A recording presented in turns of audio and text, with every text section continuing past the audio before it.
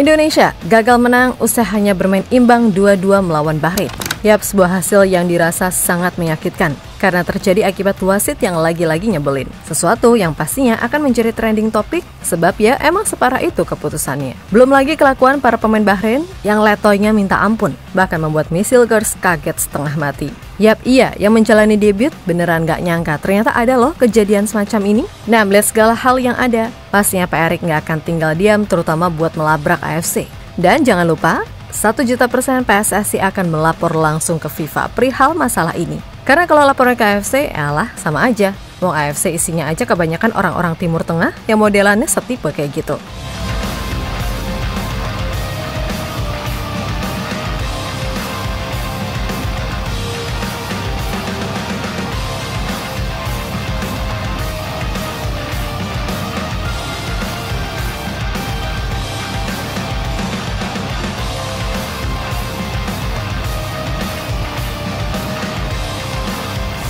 Lagi dan lagi, Indonesia harus mengalami kesialan ketika melawan tim dari Timur Tengah. Kali ini saat bersua Bahrain. Bukan karena mereka hebat, tapi lebih kepada faktor non-teknis yang bikin Indonesia gagal menang. Yap, sejatinya harus diakui di babak pertama, tim Garuda mainnya nggak begitu bagus. Dan ini fakta, karena banyak yang nggak jalan dari taktik Koshin, walaupun akhirnya sukses juga bikin gol penyama lewat Ragnar Oratmangun. Tapi di babak kedua, praktis permainan Indonesia jauh lebih bagus, terutama dengan masuknya Eliano Reinders dan Rizky Ridho. Sampai pada satu momen, Rafael Strike berhasil membuat Indonesia berbalik unggul lewat flashing manja dan akurat.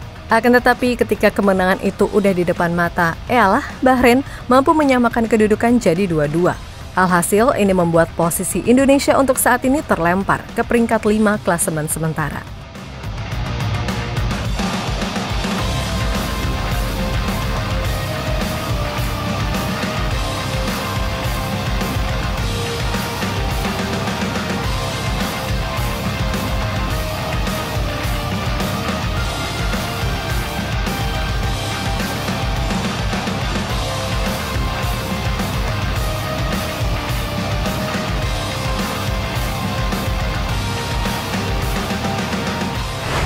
Yap, sebenarnya 1 poin dari Bahrain udah seperti target yang diberikan oleh PSSI kepada Koshin. Akan tetapi sejatinya Indonesia itu bisa loh menang dan bawa 3 poin. Namun seperti biasa, terjadi perampokan yang dilakukan oleh wasit yang bahkan kami pun tak sudi menyebut namanya. Sebab dari detik awal sampai kelar, wasit botak yang satu ini beneran asli, kelihatan banget berpihak sama Bahrain. Terutama di momen-momen pelanggaran ringan dan sedang. Walah, kalau pemain Bahrain yang disenggol dikit aja, langsung dong tiup peluit. Tapi giliran pemain Indonesia harus nunggu pelanggaran berat dulu baru tiup peluit. Ditambah nih, kelakuan para pemain Bahrain yang dramanya ngalahin bintang film. Senggol dikit, guling-guling.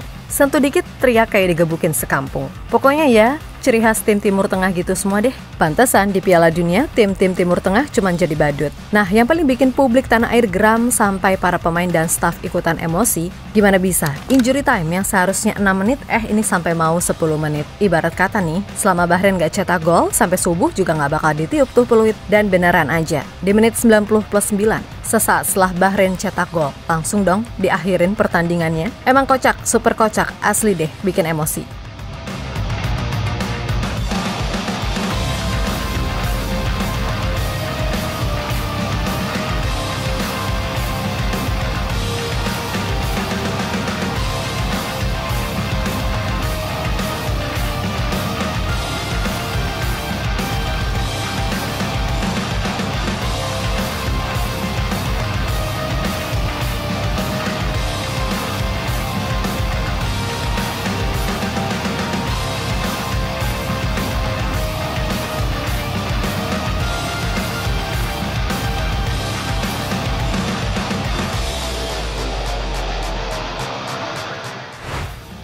Sementara itu, laga ini sendiri dirasa juga menjadi pengalaman berharga bagi Missile Girls secara pribadi.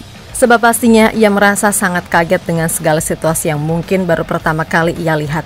Pertama, soal pemain Bahrain yang disenggol dikit meronta-ronta. Lalu ya sudah pasti, soal wasit inilah yang dirasa sangat menjijikan baginya. Ya, apa yang dirasakan oleh Mace emang wajar sih. Dan kayaknya ia juga harus banyak belajar biar besok-besok nggak begitu kaget. Di sisi lain, Pak Erik sendiri pastinya nggak akan tinggal diam soal ini. sebab ini kesekian kalinya Indonesia harus merugi karena ulah wasit, dan AFC adalah pihak yang harus bertanggung jawab. Karena dari awal penunjukan wasit yang secara rumpun, masih satu wilayah sama Bahrain yaitu Oman alias Asia Barat adalah hal yang aneh. Lah ini mulai dari wasit utama sampai asistennya semuanya dari Timur Tengah. Kayak nggak ada wasit lain aja yang berasal dari negara luar Timur Tengah, macam Jepang, Korea, atau Australia.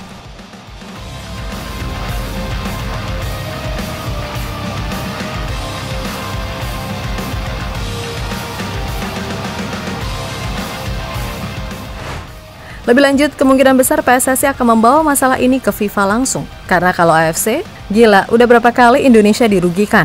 Dan fakta yang mungkin kalian belum tahu. Presiden AFC ini orang Bahrain, jadi ya cukup tahulah gimana. Atas dasar itulah, kembali lagi, PSSI pastinya akan mengusut tuntas dan meminta FIFA melakukan interogasi.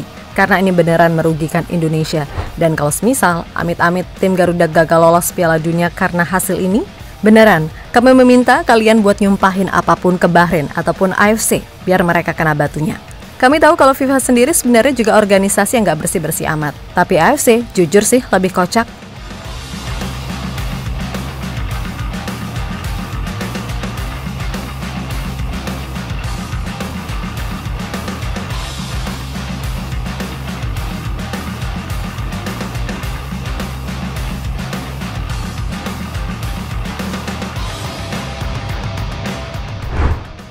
Yap, terlepas dari apapun, yang jelas laga melawan China sebisa mungkin harus dimenangkan. Dan sejatinya peluang itu sangat terbuka, karena China sendiri sedang dalam mental yang drop usai kalah lagi.